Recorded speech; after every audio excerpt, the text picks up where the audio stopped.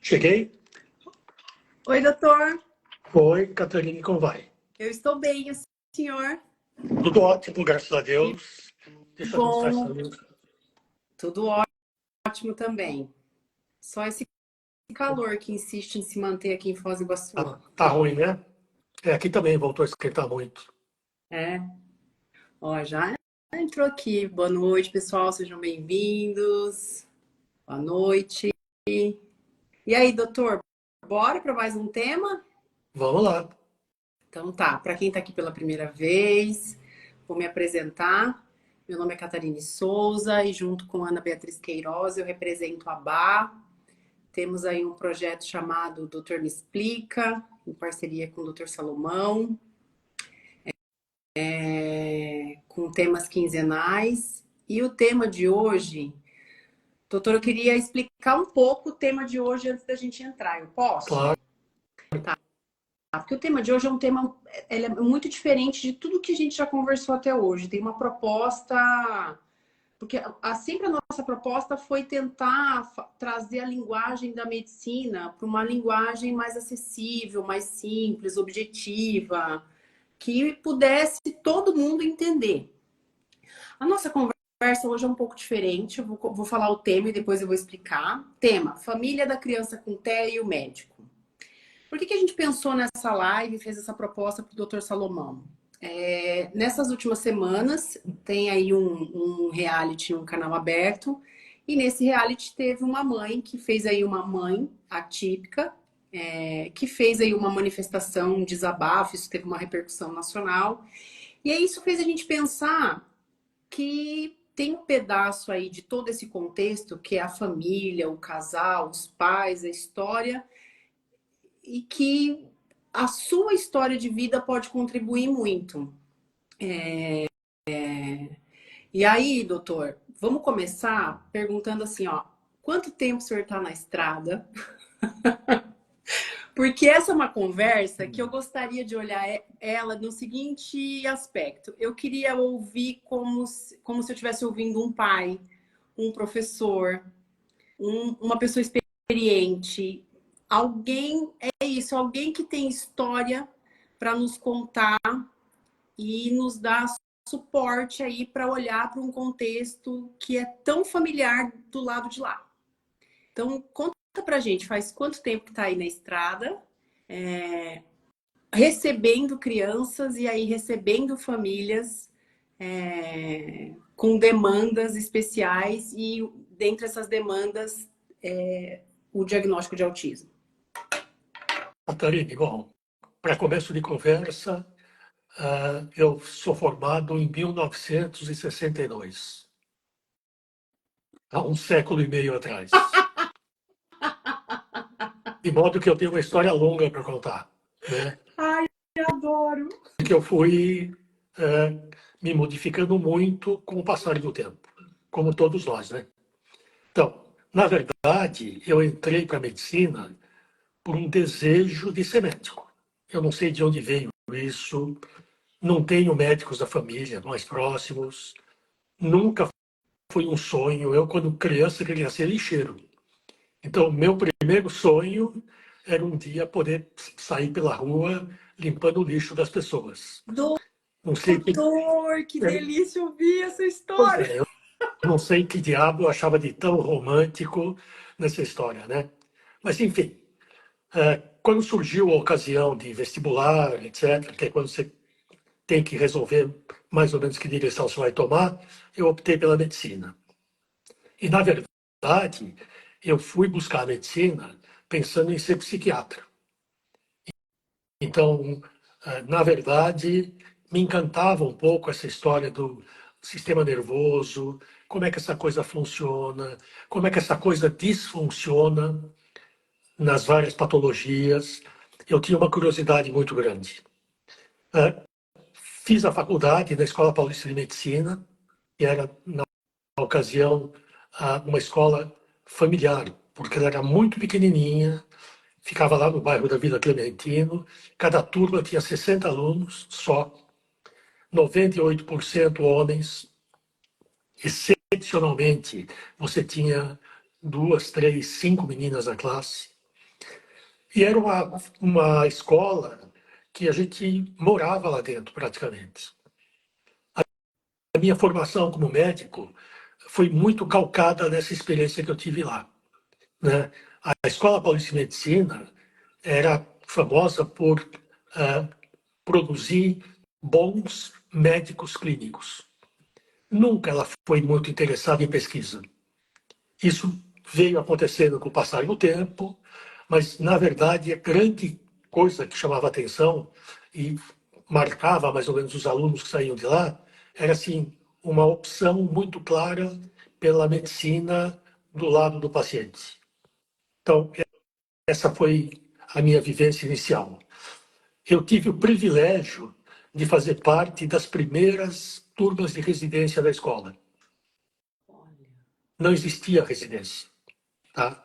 Isso foi uma coisa que a gente importou de fora e eu tive o privilégio de ser o chefe dos residentes de uma das primeiras turmas da Escola Paulista.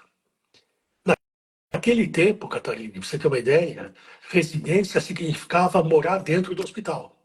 Não é o que é hoje. Então, nós, todos os residentes, tínhamos que dormir num quarto, num dormitório único, separadas as meninas e os homens, todo num lugar só. Não havia essa história de plantão. Para te dar um exemplo, eu era o único neurologista da turma. Então, qualquer problema relacionado ao sistema nervoso, fosse ou não o meu dia de plantão, eu era chamado. Então, a gente vivia imerso naquela história, né? Era dia e noite, dentro do hospital, fazendo um monte de coisas. E naquele tempo, o Hospital de São Paulo era um dos melhores hospitais privados do Brasil. Então, nós tínhamos a oportunidade de trabalhar com os pacientes privados dos melhores médicos de São Paulo. Então, a gente acabou tendo um manejo herdado por esses professores, que acabou marcando muito a nossa formação médica. Como eu te disse, eu queria ser psiquiatra. O que me desencantou? Quando eu comecei a ter contato com psiquiatra. Os primeiros contatos que eu tive, para o bem ou para o mal, foram com pessoas da linha psicanalítica, que eu não me dei bem com aquela história, né? Eu era obrigado a ser psicanalizado por um professor, então eu sei o que é aquilo, eu passei por aquilo, e eu fui me desencantando daquela história. Eu não vou entrar em detalhes, mas foi uma coisa assim, não é bem isso que eu quero fazer. Quer dizer, fazer isso não vai me satisfazer. E aí, na residência, eu optei por fazer residência em pediatria. Então, a minha formação básica é em pediatria. Então, na Escola Paulista era assim, 3 anos de residência, primeiro e segundo anos na pediatria, e no terceiro ano você podia optar por uma subespecialidade. E aí eu optei pela neurologia infantil. Então, foi nessa ocasião que eu comecei pela primeira vez a pôr na minha cabeça que era aquilo que eu queria fazer. Eu queria fazer neurologia aplicada à criança. A neurologia do adulto eu achava extremamente chata.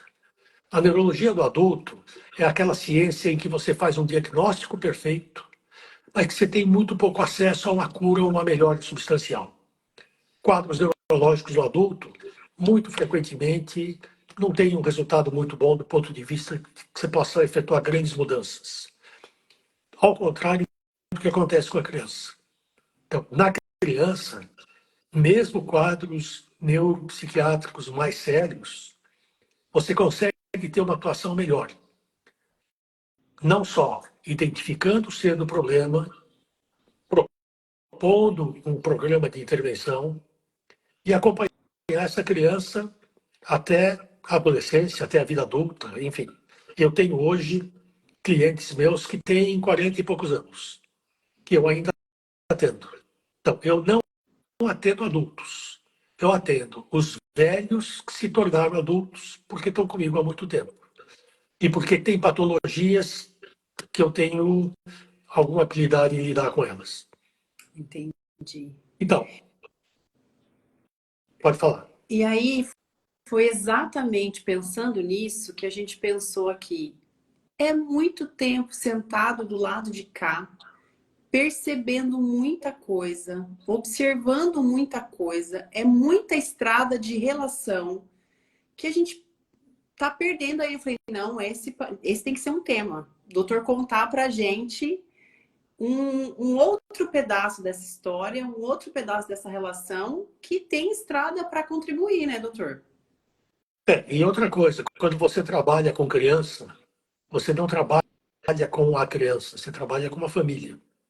É impossível você diferenciar. Eu costumo dizer no consultório, não existe uma criança autista, existe uma família autista. Existe toda uma constelação familiar ampla que está absolutamente modificada pela presença daquela criança, Perfeito. independentemente do grau de comprometimento que ela tenha.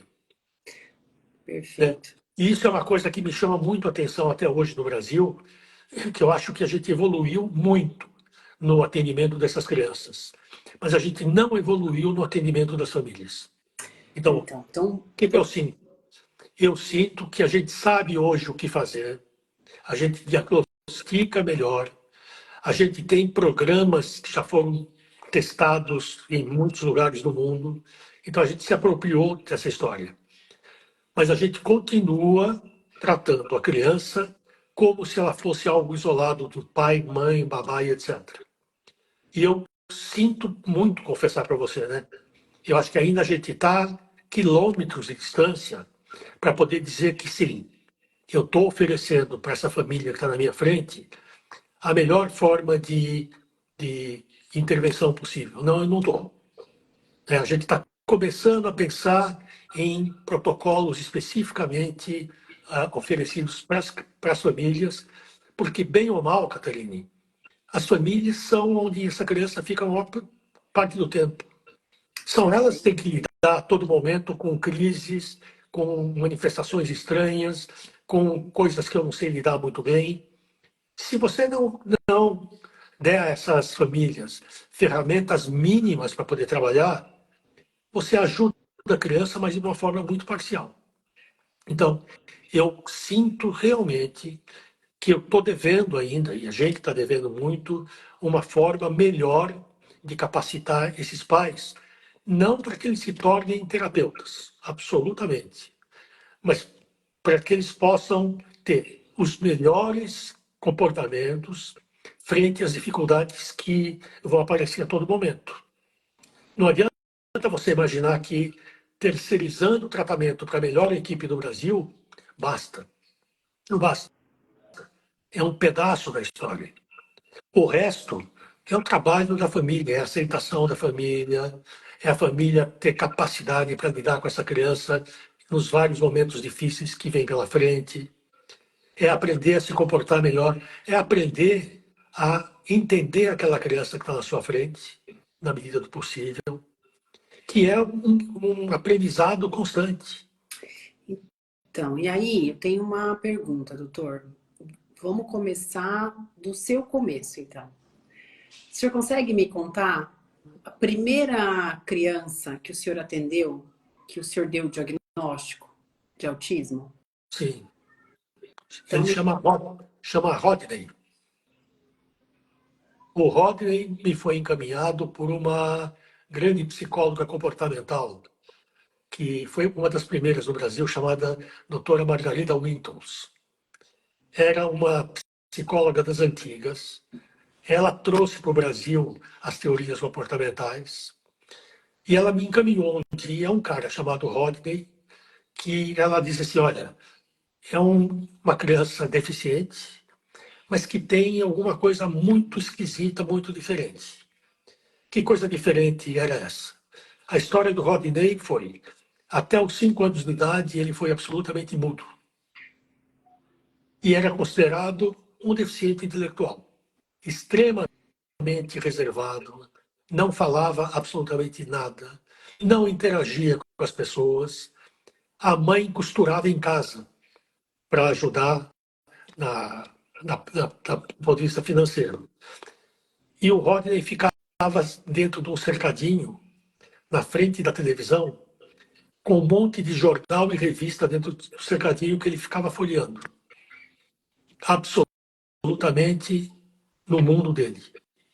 Por volta de 5 anos, o pai chegou em casa, estava vendo o jornal, lendo o jornal, e aí ele ouve uma voz até então não ouvida em casa. Acidente aéreo mata 50 em Congonhas. O Rodney estava lendo a notícia de primeira página do jornal, que estava voltada para ele. E aí foi aquela... Como assim, né? Como o cara assim? é mudo, é deficiente e começa a ler o jornal. Que diabo que acontece com esse menino? E aí foram percebendo que ele tinha outras particularidades. Ele era extremamente agitado, depois que ele saiu daquele cercadinho. Ele não parava quieto um segundo, mas ele adorava desenhar. E a mãe descobriu que o local preferido de São Paulo, para tranquilizar o Rodney, era na Avenida Paulista, esquina com a Rua Augusta. Aquela zona, ônibus passando, moto passando, ela levava o Rodney até a esquina. O Rodney ficava absolutamente paralisado, olhando as coisas, sem demonstrar nenhuma emoção. Uma hora depois, ele fazia sinal que ele queria ir embora. Ela voltava para casa, o Rodney pegava um bloco de desenho e desenhava todos os ônibus que haviam passado, com a cor de cada ônibus e com a placa. Gente, Gente, disse eu quando vi essa história. E aí a gente percebeu assim, não, ele não é um deficiente intelectual típico, né? Ele tem coisas que fogem daquilo que se ia se esperar. E aí a gente começou a ir atrás de literatura. Em 1943, o Kanner tinha descrito pela primeira vez o quadro que ele denominou de autismo. E a gente foi vendo que o tal do Rodney tinha muitas das características que ele descreveu. Isolamento social, uma memória fotográfica impressionante. Ele aprendia coisas aparentemente como um autodidata, ninguém tinha que ensinar, mas ele era muito inadequado. Ele não se relacionava com as pessoas, ele não usava nenhuma atitude comunicativa para pedir alguma coisa. E aí a gente identificou o que naquela ocasião era algo muito inédito, muito raro e muito peculiar. E ficou meio que como uma figurinha carimbada, né? Porque até aquele momento era o único que a gente conhecia desse jeito. Porque os outros estavam por aí sem serem identificados. E aí eu vim, eventualmente, olhando crianças que podiam se enquadrar dentro desse quadro. Mas na época que eu comecei a me interessar pelo autismo, o autismo era considerado uma patologia da alçada do psiquiatra. Então, eles me viam com muita desconfiança. E eles brincavam comigo, né? Olha o neurologista aí que quer dar uma de psiquiatra. Até que, num determinado momento, de repente, começou a aparecer pelo mundo afora evidências de que não, que o autismo era mais comum do que a gente pensava, que era um quadro que tinha características que, se você conhecesse, dava para identificar, e era, à medida que o tempo foi passando e as evidências foram chegando, era uma condição neurobiológica. Dependia de uma disfunção cerebral. Ora, se depende de uma disfunção cerebral, eu, como neurologista, pervoro o direito de mexer com isso. E aí eu comecei a me interessar por autismo, e aí você cria um fluxo que é meio que uma coisa automática, né? Quanto mais você vê, mais as pessoas sabem que você está vendo, mais te encaminham, e aí você começa a ver muitas crianças, com matizes diferentes, mas que, no final das contas, pelo menos até hoje, você considera que estejam dentro de uma grande cesta, que é o tal transtorno do espectro do autismo, que é um conceito que eu acho que vai mudar com o tempo, mas que, por enquanto, serve para a gente pensar a respeito deles. entendi. Então, a minha vivência, a partir daí, eu não sou um especialista em autismo. Eu sou um neuropediatra. neuropediatra. Eu fico ofendido quando alguém fala que eu... Não, mas ele atende alguma coisa que não seja autismo? Meu, eu atendo problemas neurológicos da criança e adolescente. Que, aliás, qualquer neuropediatra deve fazer isso. Tive a oportunidade de ver muito autista? Tive. Mas eu não acho que isso me torne um especialista em autismo. Isso me torna uma pessoa que tem uma experiência de vida bastante robusta. Perfeito. Mas eu não me considero um autistólogo. Isso é uma bobagem. Tá. Tá claro? Doutor, claríssimo. Doutor, e me conta uma coisa, como é que foi conversar com a família? Esse primeiro paciente, quem levava? Era a mãe, era o pai? Como é que foi essa conversa Só, de dar só a mãe. É mesmo? Não conheci o pai do Rodney. Tive contato com ele por muito tempo. Eu não vejo mais o Rodney pessoalmente há muito tempo. Mas como ele me considera médico dele até hoje, todo ano ele me manda um e-mail pedindo um atestado para dizer que ele é autista, para ele poder ter as vantagens que um autista tem. Acabei de fazer esse relatório a semana passada. E é muito estranho, porque quando ele liga para minha secretária, ele diz assim: quando eu era autista, eu era paciente do Dr. Salomão, mas eu quero que ele continue me dando laudo que eu sou autista. O cara é um bruto autista, mas ele acha que ele já se deu alta, entendeu? Mas se ele estiver me ouvindo, Rodinei, cara, deixa de bobagem, você é autista ainda, né? Conseguiu vencer muitas barreiras, mas você continua autista, né? Tá, e aí me conta uma coisa, como é que essa mãe recebeu esse diagnóstico? Me conta, como é que foi Foi essa... maravilhoso para ela, porque ter um filho muito deficiente, para o qual você podia fazer muito pouco, ela passou a ter um nome para uma condição que, pelo menos em tese, podia ser tratada. Entendi.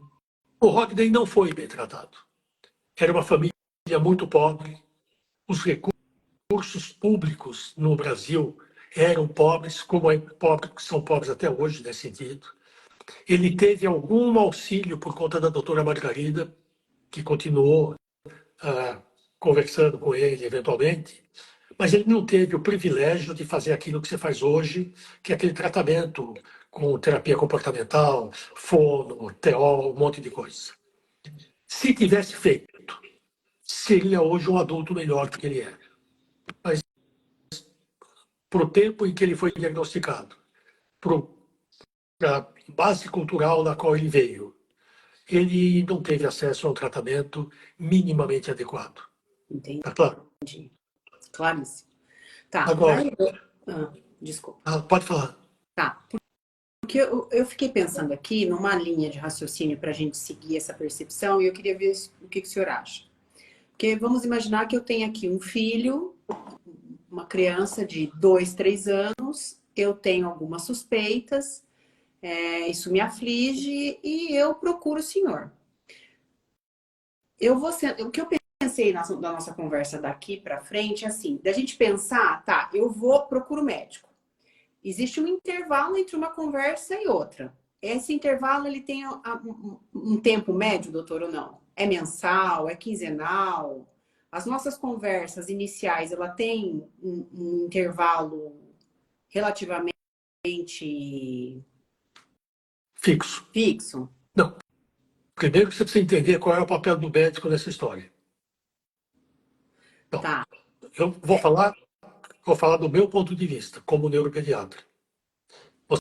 Você vem com essa criança para o meu consultório, com as suas suspeitas. Eu já falei para você, eu vou fazer uma anamnese cuidadosa. Eu acho que grande parte do que eu tenho que te oferecer é uma escuta adequada. Eu tenho que ouvir você, tentar limitar o que me parece adequado, o que me parece exagero, o que me parece a ansiedade de uma mãe, o que é algo palpável ou algo que vem na fantasia dela.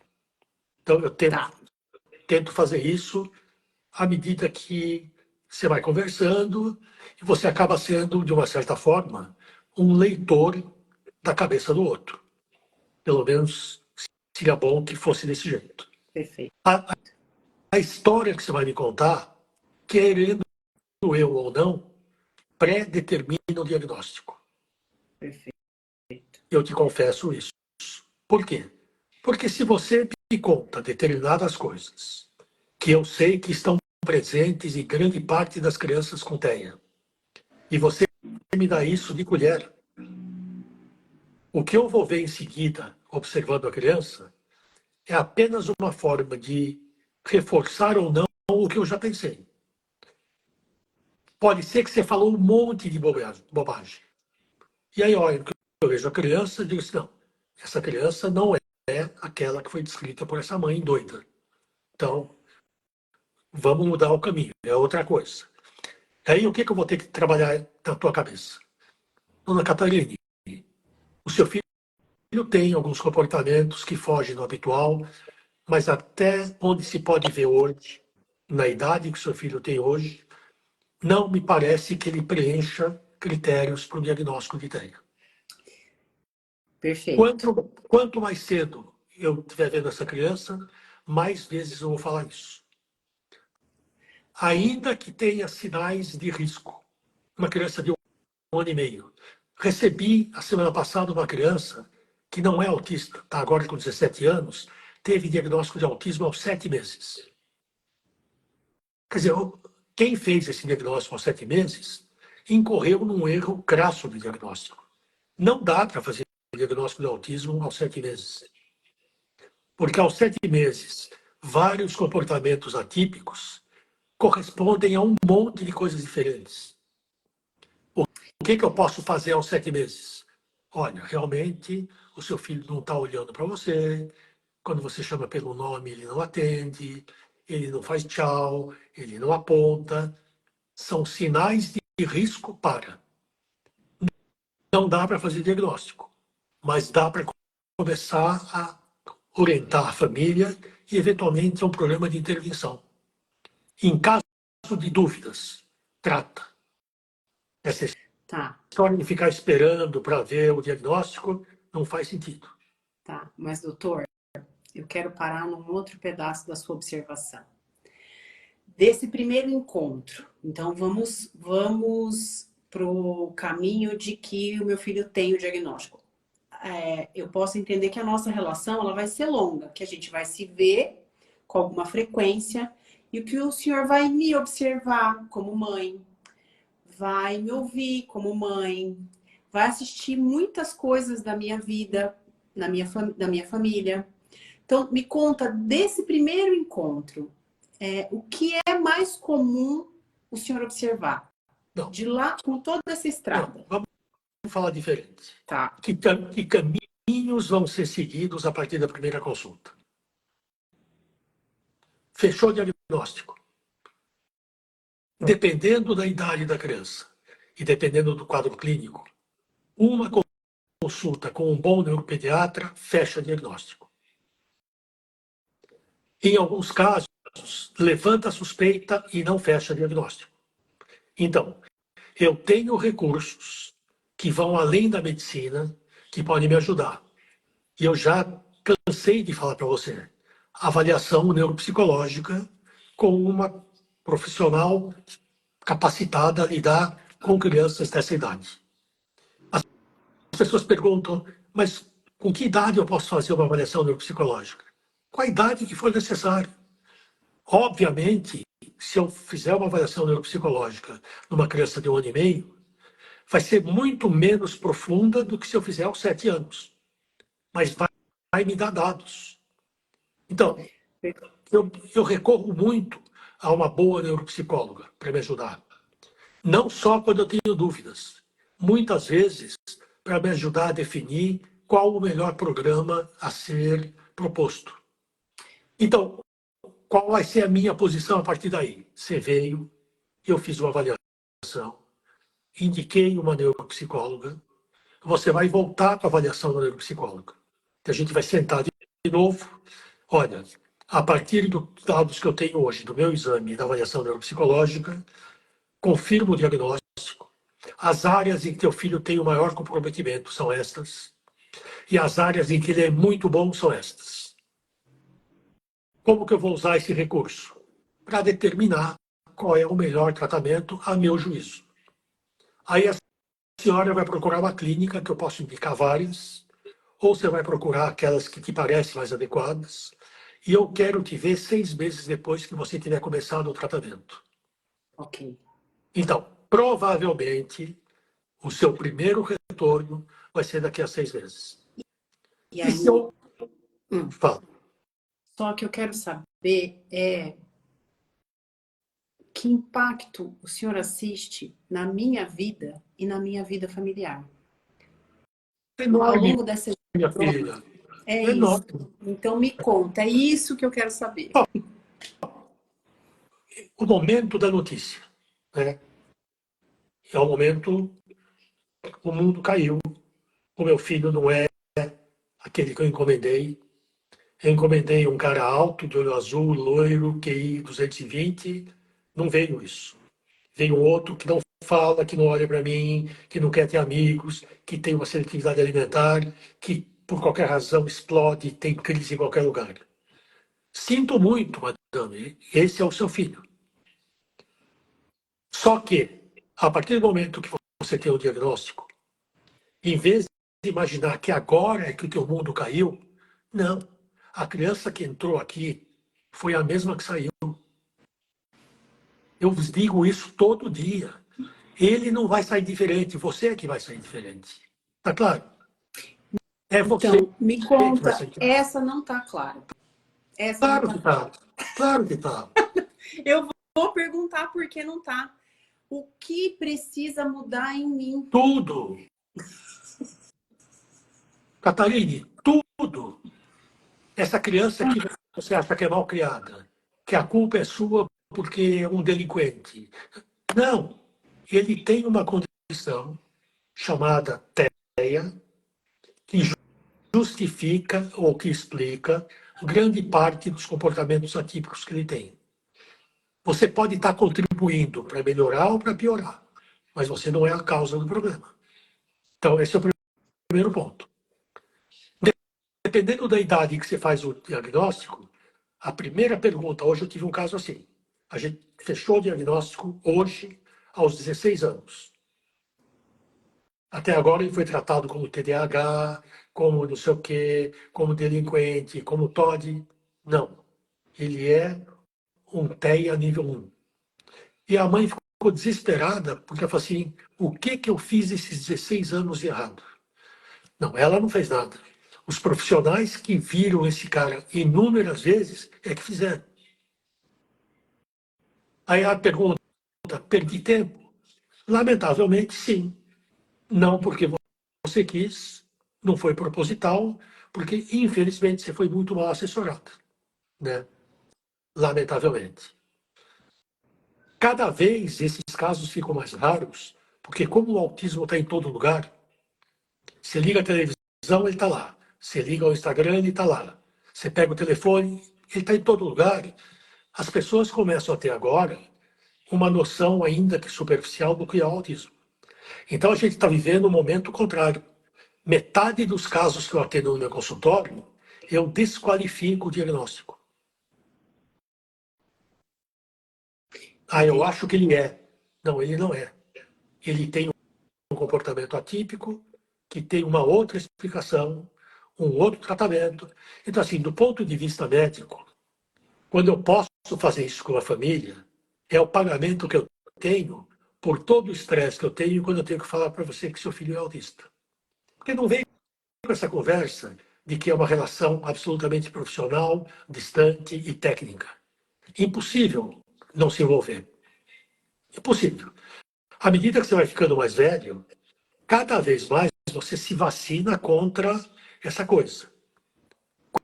Quando muito jovem, eu trazia para casa o autismo, a mãe do autista, a avó do autista, que era uma coisa que me atormentava o tempo todo.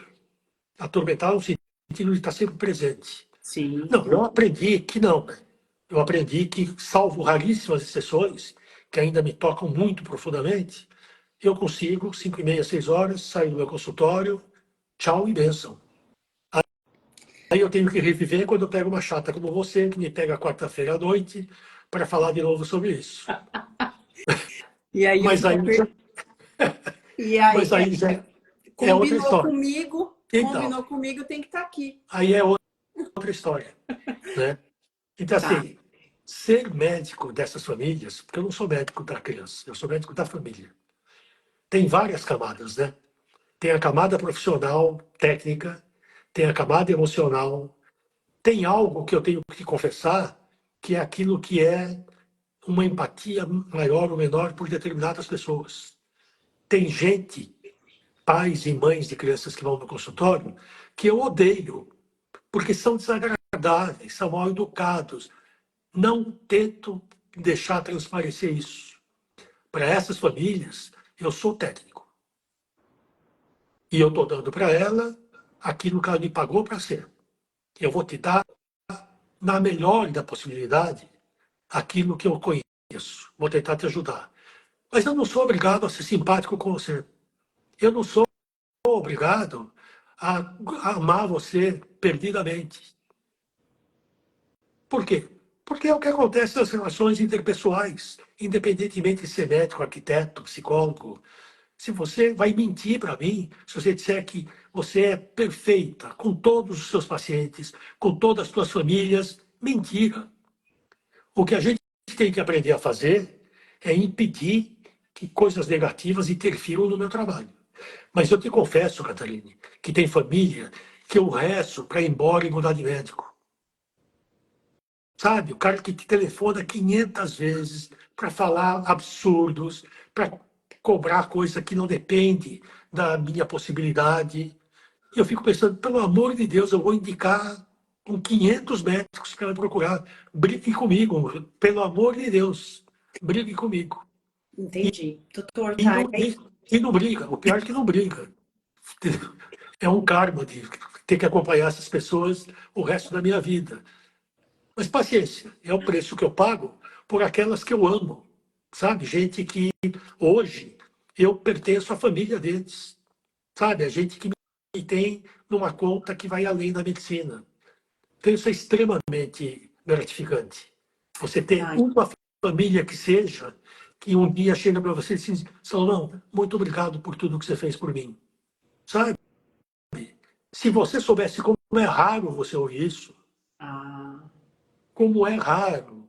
Porque as pessoas, assim, eu vou, eu pago, a consulta é cara e acabou. Não, não acabou.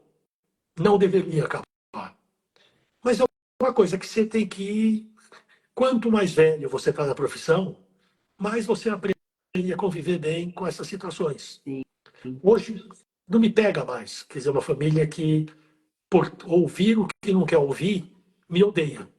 Porque se você pensar bem, Caterine, eu vou falar para essa família tudo que ela não quer ouvir. Então, tá. Cheguei lá, o senhor deu o diagnóstico. O que que é mais comum no comportamento dos pais Choro, diante do diagnóstico? choro, choro, desespero. Às vezes você percebe que a pessoa está extremamente contida, mas ela vai estourar a qualquer momento. Então, eu sempre digo para eles, perguntas, depois que eu acabei de falar. O que vocês gostariam de me perguntar? Eu sei que muitas vezes as perguntas não vêm naquele momento.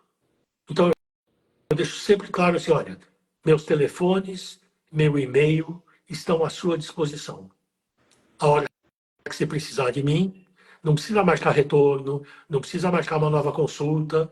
Se for alguma coisa que eu posso te ajudar à distância, eu farei isso com todo gosto. Se eu achar que não dá, que eu tenho que voltar a ver seu filho, eu vou te dizer, olha, o comportamento mudou muito, o quadro está muito diferente, embora eu tenha visto você há 3 meses, eu quero uma nova consulta. Porque eu vou ter que dispor de novo de mais uma hora, no mínimo, para poder te ajudar. Perfeito. O que acontece em 70% dos casos? Houve o diagnóstico, vai fazer o tratamento e some. E aparece 4, 5, 6 anos depois para pedir um atestado, uma declaração ou alguma coisa, E eu pergunto assim, mas quem é o médico que está acompanhando essa criança? Não, o médico dele é você. Não, não sou eu, né? Eu fui médico. Como é que eu posso ser médico de alguém que eu não vejo há 3 anos e meio? Por que é importante ver pelo menos a cada 6, 8 meses? Porque o quadro muda, coisas novas acontecem para o bem e para o mal. Na última vez que eu te vi, a meu juízo, teu filho não precisava de medicação. Mas agora ele precisa. Porque o comportamento piorou no sentido de que agora ele deve ser ajudado com algum tipo de medicação. E proponho isso para a família, que pode aceitar ou não, que é uma outra discussão que a gente tem muito frequentemente. Grande parte do tempo que eu passo com essas famílias é convencê-los a não fugir de tratamentos que têm eficácia científica comprovada. Então, Assim, é muito o que comum, doutor, todo dia, os pais buscarem. todos os dias. Atendi agora, no final da noite, da tarde, um menino que tem um TDAH severo, que já tomou alguns medicamentos e teve reações secundárias muito severas, teve que parar. E agora ele resolveu fazer tratamento ortomolecular. Não. Ela quis me mostrar a receita, eu falei, não, nem me mostra isso aí, né? Não quero ver. Não, mas é ortomolecular. Então, exatamente, não quero ver. Jogue fora. E passei o resto da tarde discutindo da necessidade de, se for para fazer alguma coisa, fazer aquilo que tem eficácia comprovada. Não porque eu acho, porque a literatura mundial acha. Então, uma grande parte. Outra coisa, eu tenho que frequentemente passar muito tempo discutindo com as famílias que tratamento baseado em terapia comportamental não é uma agressão à criança, não é aquilo que você faz para educar um cachorro a fazer xixi em um determinado lugar, embora as bases teóricas sejam as mesmas. Então, Tá, então, tirar esse mito de que, pelo amor de Deus, vai treinar o meu filho. Sim, vai treinar o seu filho, usando protocolos adequados, que têm eficácia, que são aplicados de forma adequada.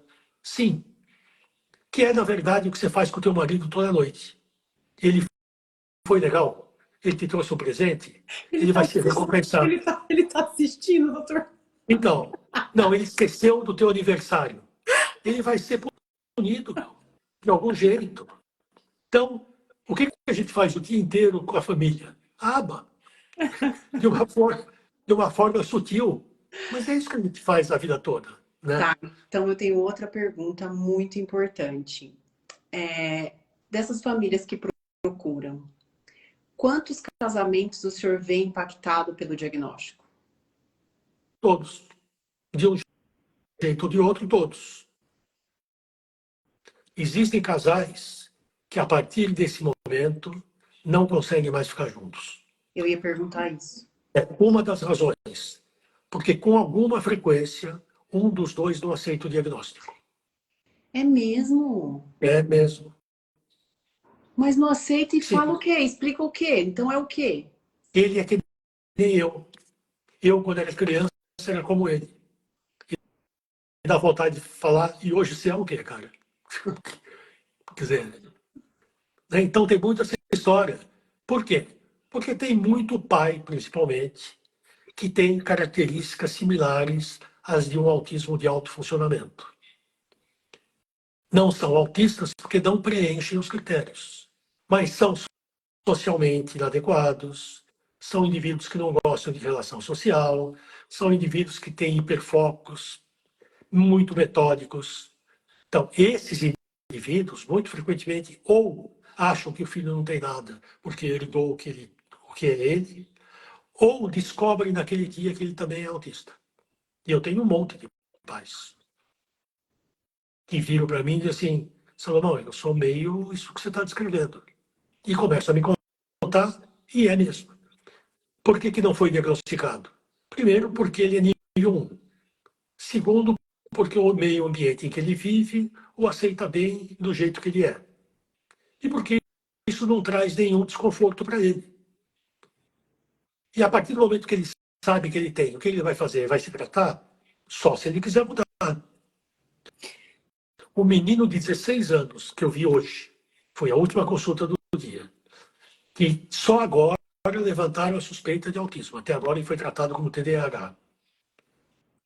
E ele é um autista nível 1, e a gente falou para ele isso, e eu deixei muito claro, sei, cara, bom, primeiro ele não queria fazer teste, segundo ele não queria vir na consulta. Falaram para ele da possibilidade de ele ser autista. Ele disse que é uma bobagem, que não tem nada a ver com isso. Então, terminei a consulta, conversei com a mãe que estava lá, que achou que eu poderia falar abertamente com ele. Chamei ele de volta para a sala e falei, olha, você tem uma coisa que se chama TEA nível 1. Isso mostra ou justifica algumas dificuldades que você tem. Poucos amigos, você é um sujeito meio estranho, você sofre muito bullying na escola, por coisas. Você tem uma memória fora do normal, você aprendeu a falar inglês melhor do que o inglês sozinho, ninguém teve que te ensinar. Você é um gênio no videogame, você sabe matemática pura melhor do que o Einstein, mas você tem algumas limitações. Na minha opinião, você deve se tratar. Não para te deixar igual a nós, mas para você ter menos barreiras na tua vida e sociedade. Agora, aos 16 anos, cara, você só vai se tratar se você quiser. Estava ele e a mãe. Falei, não dá para eu falar para você, eu vou escrever o que me parece um tratamento adequado e vocês vão conversando no sentido de convencê-lo a fazer. Mas se ele não quiser fazer, ponto final, ele não vai fazer. Perfeito. Então, ele tem a liberdade de escolher. Como é que eu vou obrigar um cara do meu tamanho a fazer terapia se ele não quer, se ele não aceita que... Ele já aceitou que ele é autista. Daí, a aceitar que um tratamento pode favorecê-lo é outro papo. Sim.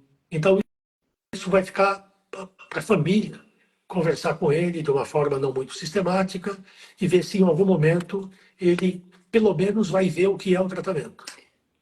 Entendi. Para não negar a priori, sem saber o que a gente está propondo. Entendi. Então, depois de algum tempo, em grande parte dos casos, ele vem acompanhado só pela mãe, no retorno, com algumas honrosas exceções. E aí, como é que o senhor observa isso? Vem com a mãe por? Ué, meu marido não pôde vir. O meu marido é muito ocupado e ele não... Enfim, ou eventualmente por alguma razão óbvia. Não, ele está viajando, enfim, mas ele gostaria depois de conversar com você. Então, tem razões importantes que posso fazer. E eu tenho casos raros em que é o contrário, é o pai que vem. Entendi. E a mãe, por alguma razão, não quer participar ativamente de tudo que está sendo feito. Entendi. Entendi. Tá. Doutor, o impacto financeiro desse diagnóstico na família?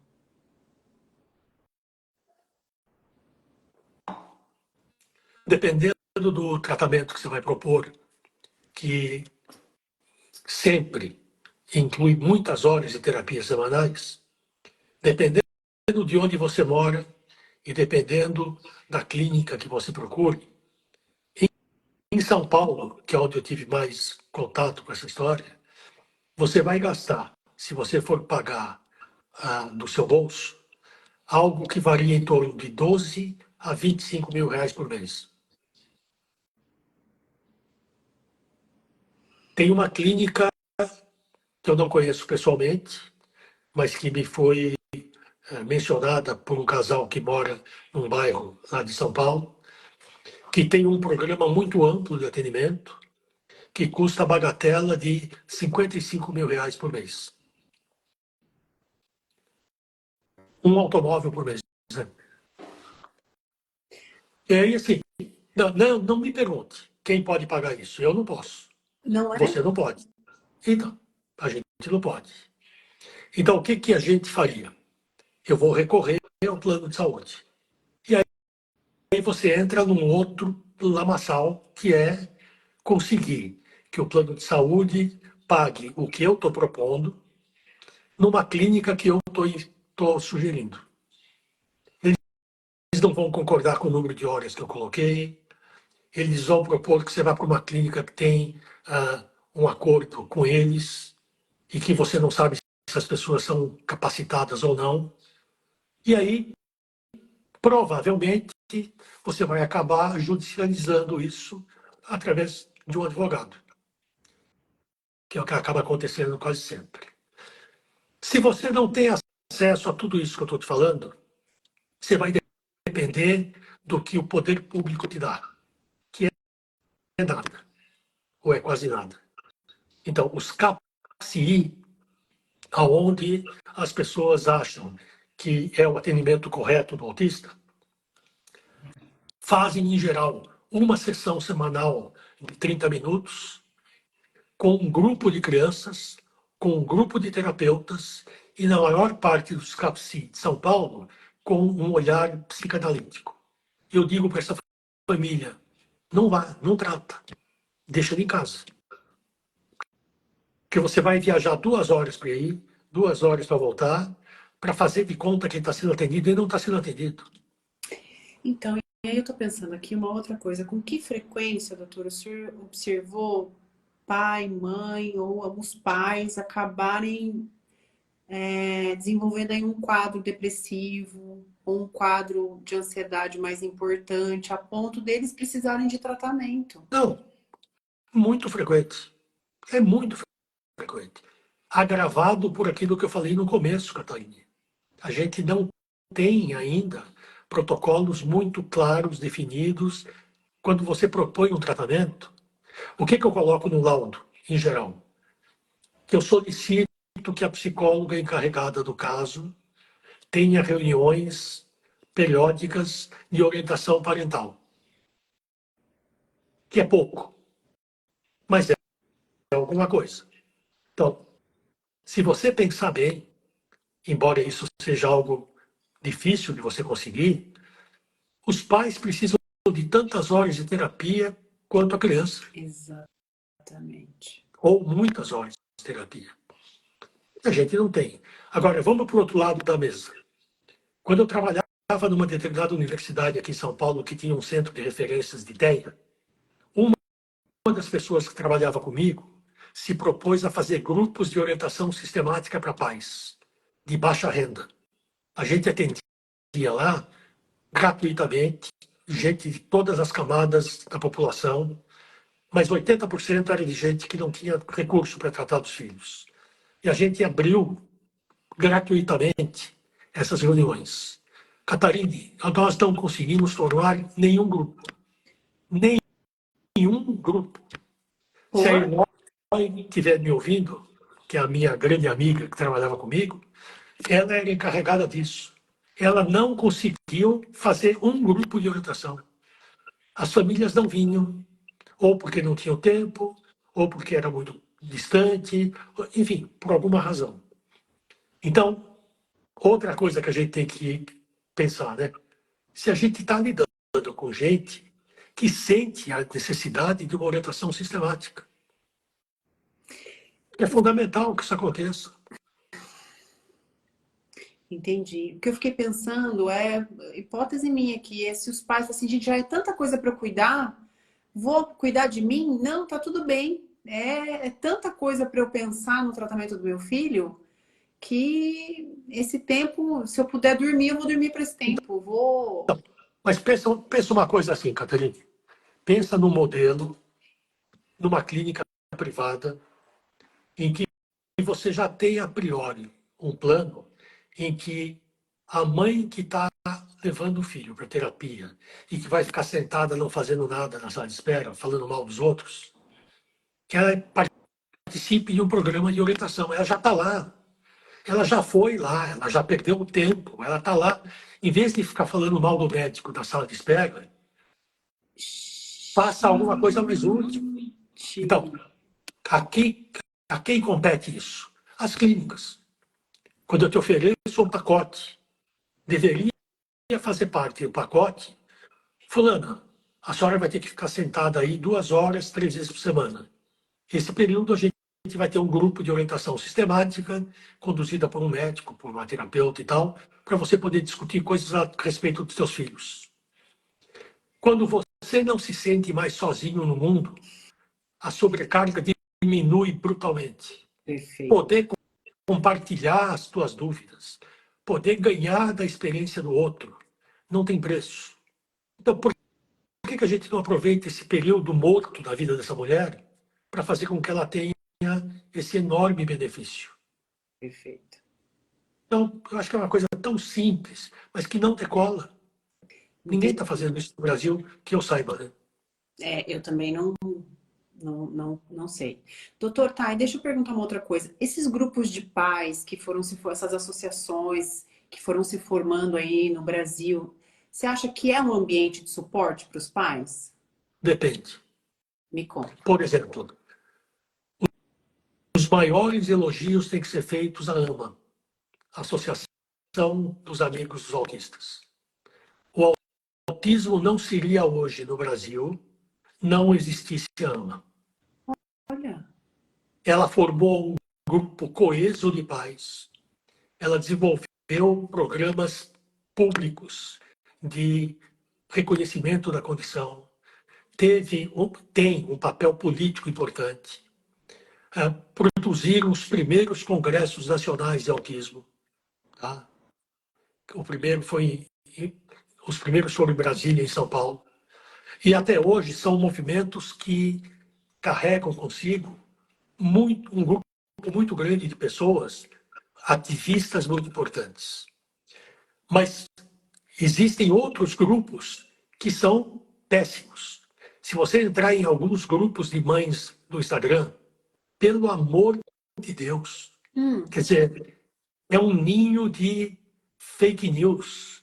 É uma coisa em que as pessoas levantam mitos a respeito de coisas sobre as quais não entendem nada e vão disseminando essas coisas de uma forma extremamente negativa. Então, o que eu sempre aconselho às famílias? Informem-se de que grupo é esse. Quer dizer, quem criou, está ligado a alguma instituição acadêmica? Está ligado a alguma instituição tipo AMA, que tem minimamente o reconhecimento de que é gente que faz coisa séria? Porque senão você vai entrar naquele grupo das fake news que não tem fim. Você vai começar a usar água sanitária para curar autismo. Você vai fazer ozonioterapia. Enfim, isso, se você entrar agora no Instagram, tá cheio de gente vendendo essa ideia. E se você é um pai e mãe desesperados para ouvir alguma coisa melhor do que aquilo que o médico pode fazer, você vai entrar nessa. Você vai para a ortomolecular, você vai para a neurofeedback, você vai para um monte de coisa que não tem comprovação de que funcionem. Urinoterapia, Que horror, né? cápsulas de fezes, transplante Hã? fecal. Sim, transplante fecal. É uma coisa que está sendo feita no Brasil e no mundo. Não é só pegar o cocô e dar para o seu filho. Tem uma certa ciência entre uma coisa e outra. Mas de última análise, é o cocô de uma pessoa saudável, em que eu pego a macrobiota dos bichinhos que estão naquele cocô, purifico isso no laboratório, pego os bichinhos, ponho numa cápsula e dou para o meu filho tomar 3 ou 4 vezes por dia. Está sendo feito? Sim, está sendo feito. Tem gente que está me ouvindo aí, que talvez até tenha vergonha de falar, mas que está fazendo isso. Sim. Ok, ó, todo mundo aqui, misericórdia. Doutor, assim, hoje vai faltar, hoje tem um monte de comentário aqui que eu não consegui acompanhar, porque hoje o papo foi fluido, né, doutor? Estamos passando o tempo aqui. Ó, muita gente agradecendo, acho que tem bastante mães aqui. Isso mesmo, o fã-clube é grande, doutor. Acho que não tem nenhuma. Pessoal, não consegui pegar as perguntas hoje na live, porque hoje nós não paramos, né, doutor? Hoje não deu nenhuma folga, né? Nenhuma folga. Então, Nenhuma folga. Ó, imagina, nós que agradecemos, compartilhem sempre as lives, depois elas ficam salvas aqui no canal do YouTube do doutor e da Bá também. Doutor, eu acho que esse tema a gente podia voltar e falar mais sobre ele. O que o senhor acha? eu estou à tua disposição, Aí, ó, Catarina. outra, terá outra. Pensa um pouquinho, ver o que o pessoal está perguntando e a gente Perfeito, se vê daqui a 2 perfeito. semanas. Pessoal, as perguntas aqui que eu não respondi, se quiserem deixar nos comentários ou enviar por direct, a gente encaminha as perguntas, as sugestões, a gente transforma em tema de live e bora para a próxima daqui 15, né, doutor? Sim. Doutor, como sempre, uma delícia te ouvir, mas eu vou dizer que hoje, Muito como bom. eu sou uma apaixonada por histórias, é muito bom ouvir. Muito bom, e acho que a galera aqui ficou com a mesma sensação, por isso que eu tô Que criando bom. repeteco, e eu acho que eu não quero sozinha. E aí, até a próxima. Obrigada. Se Deus quiser. Tchau. Beijo, tchau. Beijo, pessoal, tchau.